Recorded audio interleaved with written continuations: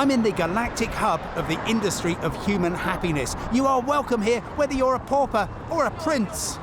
I want to stack the odds in your favour so you have a fabulous 48 hours in Las Vegas and then go one step beyond into the Nevada desert. The fun starts at the airport. McCarran's shiny new Terminal 3 opened in 2012, and if you can't wait to start gambling when you get off the plane, well, there are 1,600 gaming machines in the airport alone. Your stretch limousine is probably waiting downstairs, but it's well worth popping out here because Las Vegas reveals a glimpse of what the city has in store. With Paris located just opposite New York and Mandalay Bay along the road from Luxor, the geography of Las Vegas can get confusing. To help you understand how the city fits together, I've hitched a lift with Captain Josh Thorne. Thank you, Captain. Welcome, let's go do some flying. A chopper hop is the ideal way to get a sense of the billion-dollar boulevard that draws almost 40 million visitors a year. Blink and the city changes. Las Vegas is constantly reinventing itself. The resort hotels flanking the Strip jostle for attention. 8 of the world's top 10 biggest hotels are in Vegas. The tradition for hotels in Las Vegas is that they're demolished after a decade or two, imploded is the local term, to make room for something bigger and more dazzling. But El Cortez is the great survivor. It's been here, same place, same building since 1941. There is, though, a new twist. Across the road, a tired old motel has been transformed into El Cortez Cabana Suites. Come and have a look. Hello.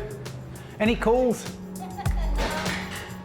Let's start in the bathroom, where there's a huge shower and his and hers sinks. Or indeed, his and his, or hers and hers, or if you're like me, staying on your own, yours and yours.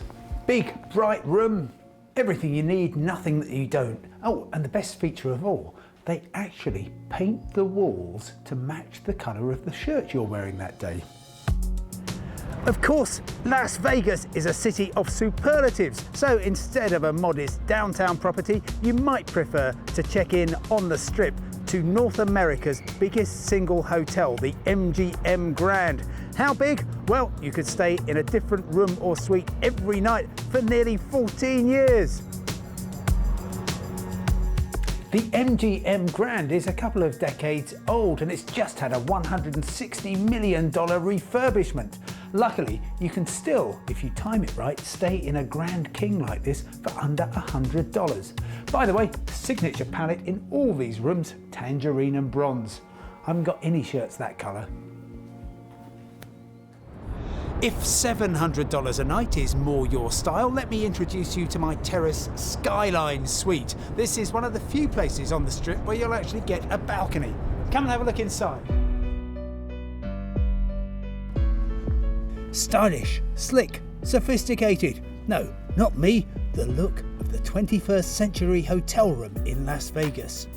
Now, given the many attractions outside the MGM Grand, you might be surprised to see how much demand there is for spacious and elaborate places to sleep.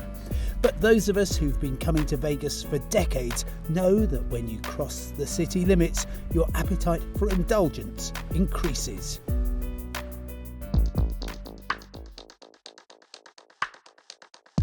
To see how this city is carved out of the middle of the Mojave Desert, what you need to do is take the lift 108 floors up to the top of the Stratosphere Tower.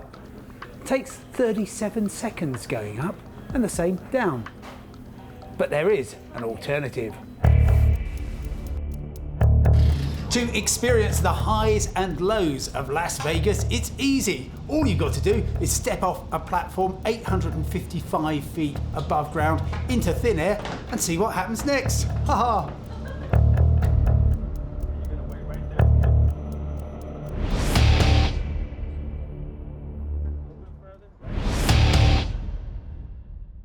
Here comes Simon in 3, 2, 1, go!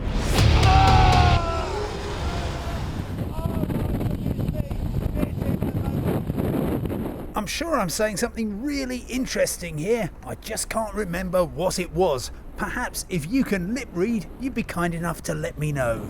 Oh, hello. Oh my goodness me. What was it, Simon? It is an extraordinary experience because once you step off, you actually want it to go on forever. You're just seeing this dazzling city in the middle of the Mojave Desert while travelling at 50 feet per second. It's just absurd. Why would anybody do this? New Zealanders, it's your fault. You invented it. And I'm very glad you did. Hee hee. The gambling capital of the world was created on the flashy effects of helium, argon, and in particular neon, which lit up the dark Nevada desert. Today, the city pays homage to the amazing signs that lure tourists here, who in turn help to pay the biggest electricity bill on the planet. The best way to shed some light on the city's neon history is to take a hike along Fremont Street, downtown's main drag. Street lighting arrived in Las Vegas only a century ago, later than most American cities, and the locals have been making up for it ever since. I think the best signs are actually off the main drag, Fremont Street. I'm outside a parking lot on 3rd Street North, and this, in 1961, was the latest flame. Aladdin's lamp has survived for nearly half a century, which is rather longer than you might if you choose to eat at the restaurant behind it, the Heart Attack Grill. Just to give you a small flavour of the place, it says cash only. You might expire before the check clears. However, there is one way to get your quadruple bypass burger for free. All you've got to do is weigh more than 350 pounds. That's about 25 stone or 160 kilograms. And to make life easy, they've put a set of scales here on Fremont Street. And let's just have a look at the scores on the doors. My goodness me, I made it. Oh no, the cameraman's on here too, and so that's rather excess baggage. Oh dear, only halfway there. To end the neon walk, there's Oscar's Martini, and next to it, the city has put up a sign just in case you've forgotten where you are. Time for lunch, which is a good 20 paces from here.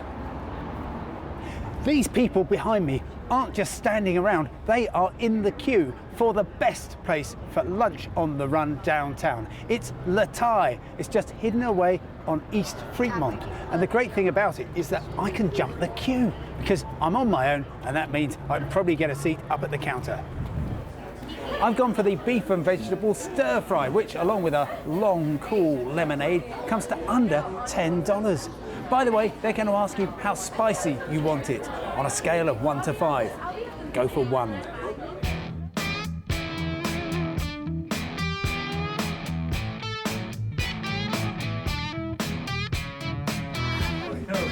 After that chunk of Chiang Mai teleported to downtown Las Vegas, you can cross the street to The Beat, a coffee lounge where time seems to have stood still since about 1970. You can riffle through the vinyl, catch up on some reading or your emails, or just sit and wait for someone like Bob Dylan to walk in. This is the closest that Glitter Gulch gets to Greenwich Village. The truth, the whole truth, and nothing but the truth. That's the motto of the Mob Museum. Honest. The Mob Museum is deftly judged, explaining the fascinating history of organised crime, but stopping well short of glamorising the brutality of the mob. Meet the Chicago typewriter. You'll find out why in just a moment. This is the Tommy gun, favoured by both gangsters and the police. Sounds like a typewriter making some bullet points. It's not real.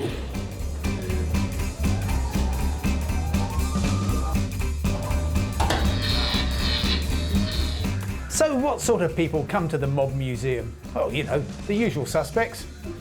Don't smile. The Mob Museum opened on the 14th of February in 2012, the anniversary of the St. Valentine's Day massacre in Chicago in 1929, in which 7 mobsters were killed in the most bloody single incident in organised crime history. Mike Doria was deeply involved in creating the new museum. He told me more about the mob and law enforcement in Las Vegas.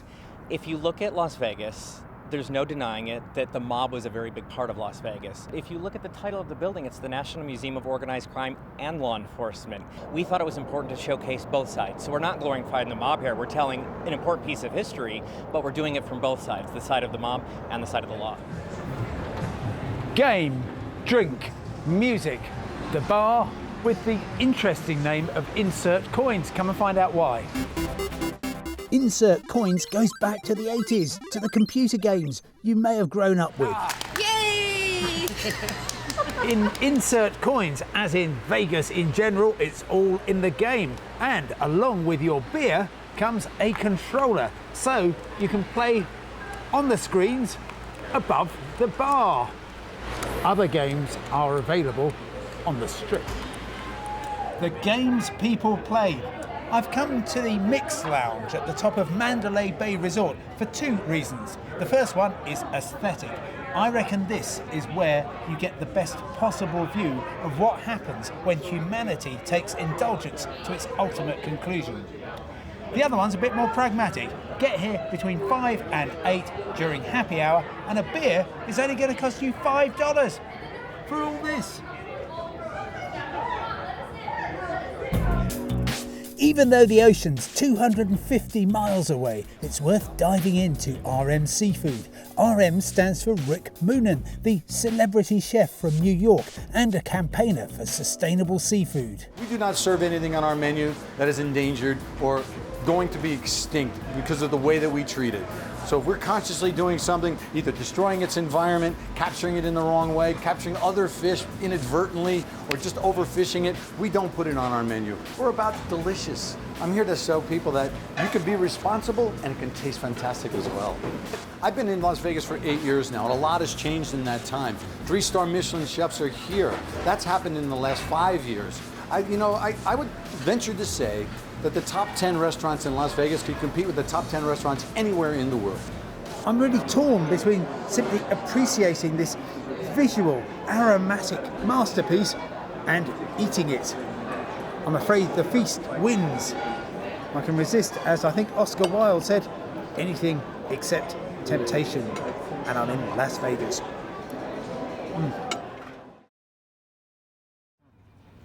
Perhaps you've been down at the end of Lonely Street, maybe living in Heartbreak Hotel, or you've struck lucky with a holiday romance and you've decided to tie the knot. Well, Vegas is the place for an instant wedding with a little celebrity flair.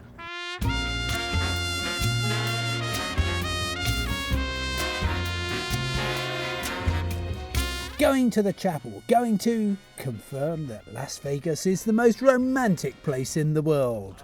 Turns out the king isn't dead after all. What do you add to a Vegas wedding?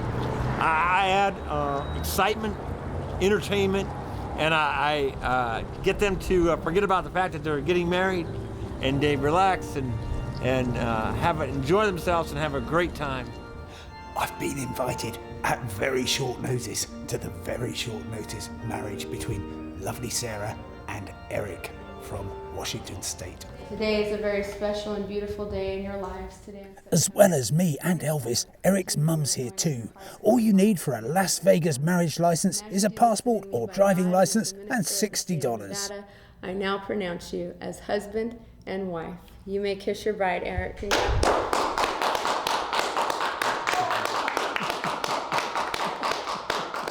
Love me tender, love me sweet, never let me go.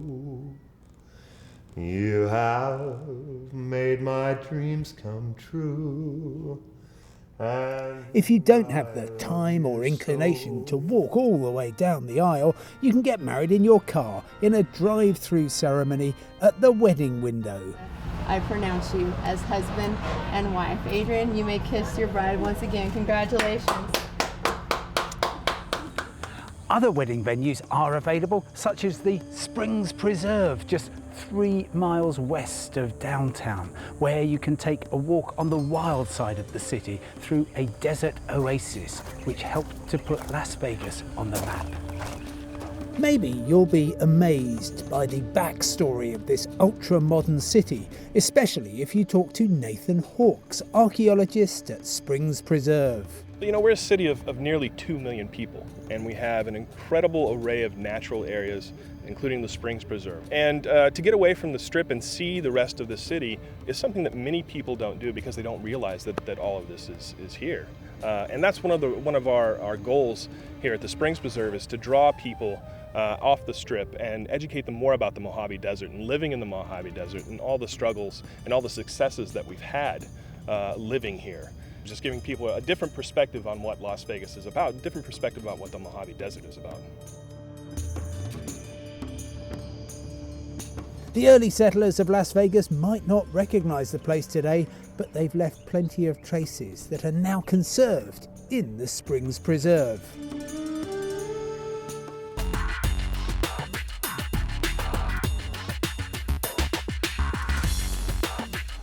The buffet is an essential part of the Las Vegas dining experience. Now, that might conjure up the idea of mass-produced food piled high, but that's not how it works here at the very sophisticated Cosmopolitan, and in particular, the Wicked Spoon Buffet, where I'm just off for Sunday brunch. The feast looks tantalising, but first, a word from the chef de cuisine, Gerald Chin. What makes the Wicked Spoon Buffet different? Our philosophy and our theme is we'd like to serve tapas-style dishes where we can still give a variety of different styles of ethnicities or cultures in their cuisine with our own twists, and it just gives our guests the ability to try multiple different dishes and not be overwhelmed. Time to see if my eyes are bigger than my stomach. I've grazed at many Las Vegas buffets in my time, and they can be a touch, well, industrial. Not here, where flavour and texture are perfectly pitched. When visitors to Vegas aren't eating, drinking or gambling, well, they're probably shopping. And if you want to spend in style, the experience here at Crystals is dazzling. Here's the general manager, Farid Matraki. Crystals, you have a collection of all the luxury brands that usually you find in most cities like London, Paris, but you would never find them in the same building. You don't have to go anywhere else. You do your shopping here. We have the best selection, we have the best stores, and it's a great environment to shop in. It's a beautiful building, architecturally it's a beautiful building, the service is amazing. The building was designed from outside by Daniel Libeskind and from inside by David Rockwell, two unbelievable architects. So when you come here, it really doesn't look like a shopping center, it looks like a museum. For window shoppers, it's just a pleasure to come and visit it. The transport in Vegas is excellent. There's a monorail running up and down the Strip. The bus services are very good, and there's plenty of taxis to bring you to places such as here at New York, New York.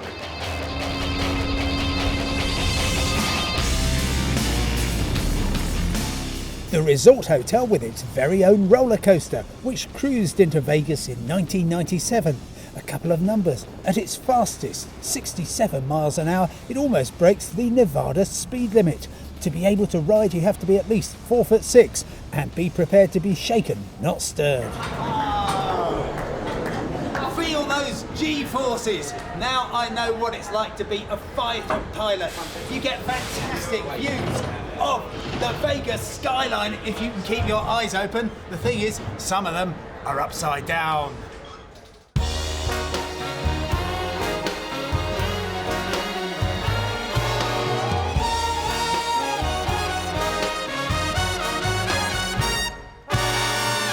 According to thousands of visitors each evening, on the hour, every hour, the Son et Lumiere in Fremont Street is the best free sight in Vegas. Las Vegas is where the world goes to extremes, a place that exists only because enough people want to have dazzling experiences. Yet beyond the limits of this singular city lies raw, empty, magnificent desert. Tomorrow, I'm hitting the road to try to show that Nevada days can match Las Vegas nights.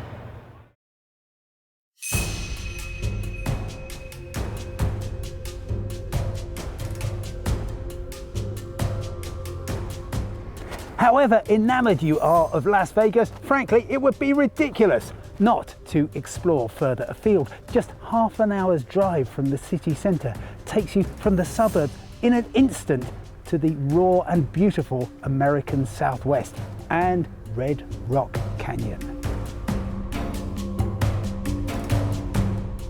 It's wonderfully cool up here. I'm at about 4,000 feet, and it gets even higher if you take the 13-mile scenic drive that winds through Red Rock Canyon and shows Nevada at its most elemental.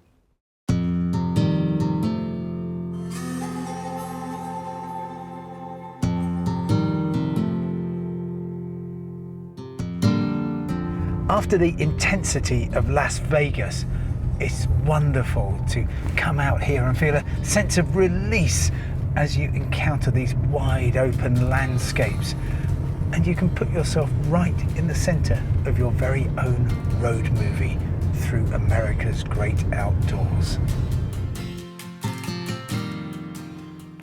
To make the most of your desert experience, you could talk to an outdoor recreation planner from the Bureau of Land Management. And here she is, Kathy August. Red Rock Canyon is an amazing area because of the mountains and how they're formed. And they create these interesting little oasis areas with water and then wide diversity of plant life, some of which actually you only find out here in Red Rock Canyon. This is a very popular place to do a number of activities, from hiking and enjoying the scenic outdoors, photography, rock climbing, horseback riding, and mountain biking. Bring your camera, bring your binoculars, bring your curiosity. Come someplace where you can really relax and enjoy the natural world. I'm now several hundred feet higher than Britain's tallest mountain, and with the greatest respect to Ben Nevis, I think the view from here is rather different from what you'll see in Scotland.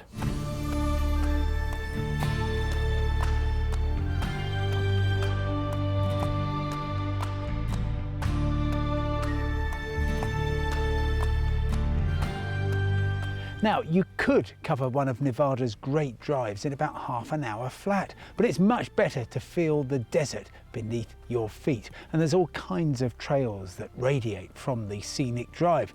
All you need is a bottle of water and an attractive hat, and off you go.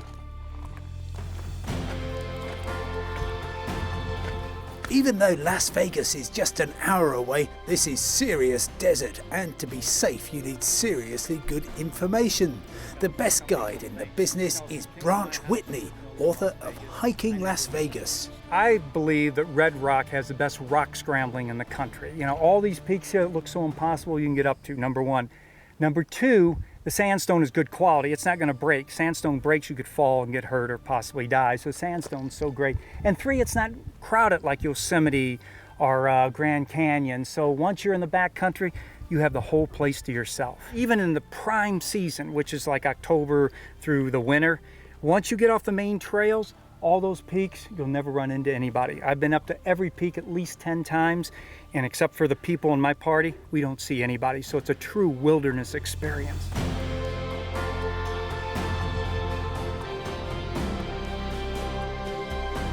An hour ago, I felt I was in a road movie. Now, I feel as though I'm in a cowboy movie. Apart from the hat, of course. And I haven't got a horse. Lovely, though. From cowboy country to, well, cowboy city. Sadly, I've now got to leave Nevada and especially Las Vegas and try and find my way back to real life. Luckily, this being Vegas, there's an express route. Wah-ha!